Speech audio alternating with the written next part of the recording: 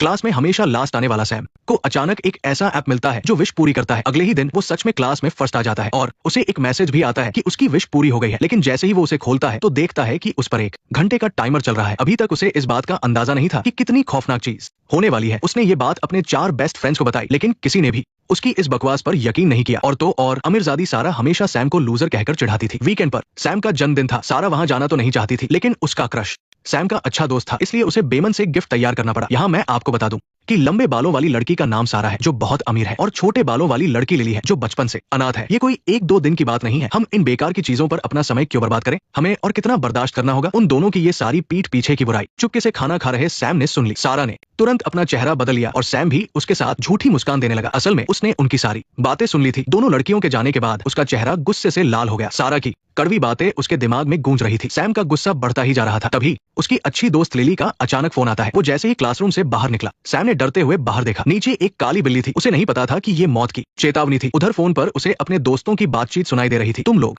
सच में उस बेवकूफ लड़के की जिंदगी चुन रहे हो? दरअसल लिली से गलती से फोन लग गया था। अपने दोस्तों के ताने सुनकर सैम का मूड और भी खराब हो गया। वो उन चारों को अपना बेस्ट फ्रेंड मानता था, लेकिन वो लोग पीठ पीछे उसका मजाक उड़ा रहे थे। तभी उसकी नजर स्क्रीन पर उस ऐप पर पड़ी। सैम का चेहरा और भी भयानक हो गया। उसने लिली को कॉल करने की कोशिश की, क्योंकि लिली हमेशा उसके साथ अच्छी तरह पेश आती थी। सैम अब इन लोगों की कोई सफाई नहीं सुनना चाहता था और उसने गुस्से में फोन काट दिया। असल में लिली सच में ट्रेनिंग के लिए जा रही थी। जब उसने वापस कॉल किया तो सैम का फोन स्विच ऑफ था, लेकिन उन दोनों ने इस बात को तुरंत भुला दिया, क्योंकि वो दोनों छुपकर एक दूसरे को डेट कर रहे थे। उनके दिमाग में बस अपने नए प्यार का खुमार था। लिली वीकेंड पर उसके साथ रह सके, इसके लिए डेविड ने अपनी जन्मतिथि लिखी और फिर उस ऐप में अपनी विश रिकॉर्ड कर दी। हालांकि वो बस मजाक कर रहा था, लेकिन उसे नहीं पता था कि इसी पल से उसने मौत के खेल में कदम रख दिया है। दोनों के इस मजाक ने सच में विश को सेंड कर दिया था। लेकिन अगले दिन जब वो स्कूल पहुंचे तो सिर्फ सैम अपने फोन की स्क्रीन को घूर रहा था, जैसे किसी चीज का इंतजार कर रहा हो। तभी 1 घंटे का टाइमर अचानक बजने लगा, जिसमें अब सिर्फ कुछ मिनट बचे थे और कुछ सेकंड्स। तभी सैम को अचानक होश आया। सब लोग उसे खौफ से देख रहे थे और उसने धीरे से एक चाकू निकाला। वो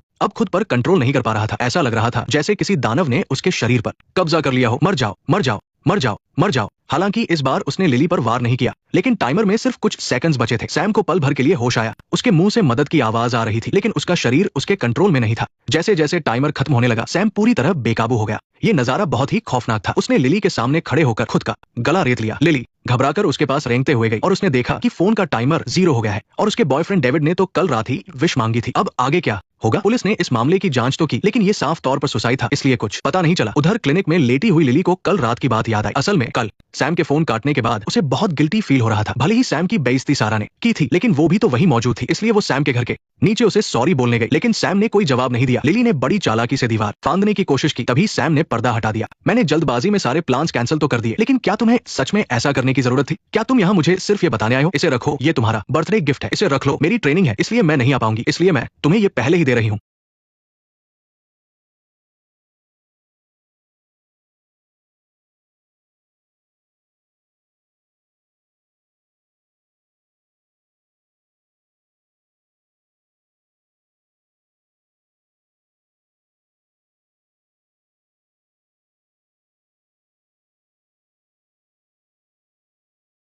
लिली का ये बर्ताव काफी दिल छू लेने वाला था। बच्चों के बीच की अनबन अक्सर सिर्फ एक सॉरी से सुलझ जाती है। सैम भी जानता था कि ये उसकी गलती नहीं है, इसलिए उसने लिली को माफ कर दिया। असल में उस वक्त सैम को कुछ गड़बड़ तो लग रही थी, लेकिन उसे समझ नहीं आ रहा था कि दिक्कत क्या है। किसी ने नहीं सोचा था कि कल रात की वो मुलाकात ऐसी खौफनाक साबित होगी। लिली अपने कोच के पास आई, क्योंकि रोज इसी समय वो लॉन्ग जंप की ट्रेनिंग करती थी। उसे खून से लथपथ देखकर कोच को बहुत बुरा लगा और उसने लिली को 1 दिन की छुट्टी दे दी। और कल ही वो दिन था जब डेविड की विश पूरी होने वाली थी। जैसे ही वो पलटी, उसे अचानक अपने बॉयफ्रेंड की विश याद आई। लिली पल भर में खौफ से काम गई। वो कोच को छुट्टी देने से रोकना चाहती थी, लेकिन तभी एक हादसा हो गया, क्योंकि वो शैतान भी उसे ऐसा करने से रोक रहा था। एक बार विश मांग ली तो उसे कैंसिल नहीं किया जा सकता। अब ट्रेनिंग ग्राउंड में प्रॉब्लम आ गई थी, जिसका मतलब था कि लिली को मजबूरी में छुट्टी लेनी ही पड़ेगी। वो जानती थी कि कुछ बहुत बुरा होने वाला है। उसने तुरंत अपना फोन निकाला और टाइम नोट कर लिया। उधर डेविड को भी उसी वक्त एक मैसेज आया कि उसकी विश इसी पल पूरी हो गई है। लिली पागलों की तरह डेविड की तरफ भागी। ऐप में सच में बचे हुए लोगों की उल्टी गिनती शुरू हो गई। सब साथ मिलकर विशिंग वीडियो देख रहे थे। पास बैठा डेविड अभी भी इस डरावनी बात पर यकीन नहीं कर पा रहा था, इसलिए उसने नेटवर्क रीसेट कर दिया, सिम कार्ड निकाल दिया और फोन को फैक्ट्री रीसेट कर दिया। ये बहुत सटीक था। ये सुनकर कि कल की ट्रेनिंग कैंसिल हो गई है, उसने तुरंत फोन करके कंफर्म किया।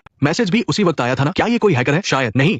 क्या ये हैकर नहीं है? क्या हैकर किसी को मार सकता है? तो क्या ये ऐप किसी की जान ले सकता है? ये बकवास ऐप भला कौन सी ख्वाहिश पूरी कर सकता है? अगर टाइमर 0 हो गया तो वो खुदकुशी कर लेंगे। क्या तुम लोगों को सच में ये बात सही लगती है? सैम और टॉम दोनों की ख्वाहिशें पूरी हो गई। फिर मेरे फोन में टाइमर आ गया। जब सैम का टाइमर 0 हुआ तो सबको पता है कि क्या हुआ था। तुमने देखा इसलिए तुम्हें यकीन है, लेकिन तुमने खुद अपनी आंखों से तो नहीं देखा। क्या तुमने खुद देखा था? क्या तुम ये कह रहे हो कि मैं झूठ बोल रहा हूँ? तुम्हें नहीं पता ना? मुझे नहीं पता। आज मेरा दोस्त मर गया है। मैं बस यही कहना चाहता हूँ। लड़के अब और मत खेलो। क्या तुम और जिया सिर्फ दोस्त हो? हमारे यहाँ शिफ्ट होने से पहले हम पहले से ही एक दूसरे को अच्छे से जानते थे। क्या तुमने भूत बुलाने वाला कोई ऐप इस्तेमाल किया है? क्या तुमने भूत बुलाया है? तुम अब और मत खेलो। उन लोगों के बीच बहस हो गई। लिली भूत प्रेतों जैसी बातों पर यकीन नहीं करती। केविन सिर्फ सारा की परवाह करता है और उसकी बात कभी नहीं टालता। रही बात सारा की, तो पहले उसके माता पिता की दर्दनाक मौत हुई और अब उसके आसपास के दोस्त भी मारे जा रहे हैं। उसे लगने लगा है कि वो मनहूस है। बस डेविड ही सबसे ज्यादा समझदारी से काम ले रहा है। उसने अपना फोन रीस्टार्ट किया। उसे लगा कि जो ऐप डिलीट हो गया था वो अजीब तरीके से फिर से वापस आ गया है और उसका टाइमर अभी भी चल रहा था। डेविड एक कंप्यूटर एक्सपर्ट है। उसे बस इतना लगा कि ये कोई आम ऐप नहीं है। उसने इसे किसी भूत प्रेत से जोड़कर नहीं देखा। उन्होंने अलग अलग होने का फैसला किया। डेविड अपने घर से कंप्यूटर लाने चला गया और फिर सबको सारा के घर पर मिलना था। लेकिन जैसे ही केविन घर पहुंचा, उसे भी पीटर की तरह एक कॉल आया। उसमें उसके बाकी 3 दोस्तों की हंसी सुनाई दे रही थी, लेकिन वो बहुत समझदार था। वो तुरंत सारा के पास ये पता करने दौड़ा, क्योंकि सारा उसके घर के ठीक नीचे रहती थी। जैसे ही उसने दरवाजा खोला और अपना फोन उठाया, आवाज अचानक से बंद हो गई। उसे लगा कि दोनों के फोन हैक हो गए हैं, इसलिए उसने सिग्नल ब्लॉक करने के लिए उन्हें फ्रिज में रख दिया। केविन को भी लग रहा था कि कुछ तो गड़बड़ है। डेविड के आने के बाद उसने अपने कंप्यूटर से चेक करना चाहा कि आखिर माजरा क्या है। उसने जबरदस्ती उस टाइमर को डिलीट कर दिया। जिस पल फोन रीसेट हुआ, केविन ने अचानक अपनी आंखें ढक ली और कहने लगा कि अंदर कोई बुरी शक्ति है। जब उसने सिर उठाया तो उसकी दाई आंख एकदम लाल हो चुकी थी और उसने एक खौफनाक नजारा देखा। भैया भैया भैया भैया, बुरी आत्मा ने केविन के शरीर पर कब्जा कर लिया था। डेविड उसकी मदद के लिए आगे बढ़ना चाहता था, तभी फोन रीस्टार्ट हो गया। उल्टी गिनती अभी भी चल रही थी और केविन पागलों की तरह हंसने लगा। डेविड की गर्दन पकड़कर उसे हवा में उठा लिया गया। धीरे धीरे डेविड की सांसें रुकने लगी। घबराहट में सारा ने एक लैपटॉप केविन के सिर पर दे मारा। वह भी उसी वक्त बेहोश हो गई। तभी एक जादूगरनी ने ये सब देख लिया। वो कोई और नहीं बल्कि डेविड की बहन मैरी थी। डरी समी सारा को अस्पताल ले जाया गया। सिर्फ लिली ही उसके पास रुक गई थी और उधर जब डेविड को होश आया तो उसने फिर से उस ऐप को खोल लिया। तभी अचानक उसकी बहन का फोन आ गया। तुम मानो या ना मानो, लेकिन तुम उस लड़की की वजह से ही मरने से बचे हो। तुम्हें कैसे पता? क्या तुम जानते हो कि आज तुम्हारा सामना किस चीज से हुआ था? किस चीज से? वो श्राप फैलाने वाला एक जरिया है। वो एक आर्टिफिशियल इंटेलिजेंस है। मैरी अपने भाई को समझाना ही चाह रही थी कि तभी पीछे से गुरुजी का संदेश आ गया। असल में गुरुजी ने सच देख लिया था। सारा ही इस पूरी घटना की अहम कड़ी है। उसने किसी जादू के असर में आकर अपनी जन्म कुंडली लिखी और फिर उस ऐप को खोल लिया। जब तक डेविड वहां पहुंचता, सारा अपनी ख्वाहिश मांग चुकी थी। तुम्हें कोई खतरा नहीं है। तुम इन सब बातों पर यकीन करते हो। क्या तुम्हें ये सब अजीब नहीं लगता? सारा, उस दिन स्कूल में जरूर कोई और भी था। सिर्फ हम नहीं बल्कि और भी बच्चे थे। हमारे घर पर भी थे। तभी केविन को होश आ गया। असल में सारा की ख्वाहिश थी कि केविन बिल्कुल ठीक हो जाए और वो खुद सारे बुरे नतीजे भुगतेगी। जैसे ही उसकी ख्वाहिश पूरी हुई, सारा के फोन में उल्टी गिनती शुरू हो गई और केविन का फोन सच में रुक गया। अब डेविड को भी अपनी बहन की बातों पर यकीन करना ही पड़ा। वो सारा को अपनी बहन के पास ले जाने की तैयारी करने लगा। क्या तुम विदेश पढ़ने गई थी? वो झूठ बोल रही है। मुझे लगा था कि बड़ी कंपनियों की लड़कियां प्रेशर की वजह से पक्का नौकरी छोड़ देंगी या बदल लेंगी और शर्मिंदगी नहीं सहना चाहेंगी। वो झूठ बोल रही है। वे दोनों रातों रात मैरी के पास पहुंच गए। लेकिन क्या एक जादूगरनी बुरी आत्मा को हरा पाएगी? शिवचाई ड्रामा चैनल पर आपका स्वागत है। ये हाल ही में रिलीज हुई नई हॉरर सीरीज फेटल विश है। इसके सारे एपिसोड एक साथ आ गए हैं। आज मैं रात भर जागकर इसे पूरा खत्म करने वाला हूँ। मैं हूँ शिवचाई। अगला एपिसोड बस अभी आ रहा है।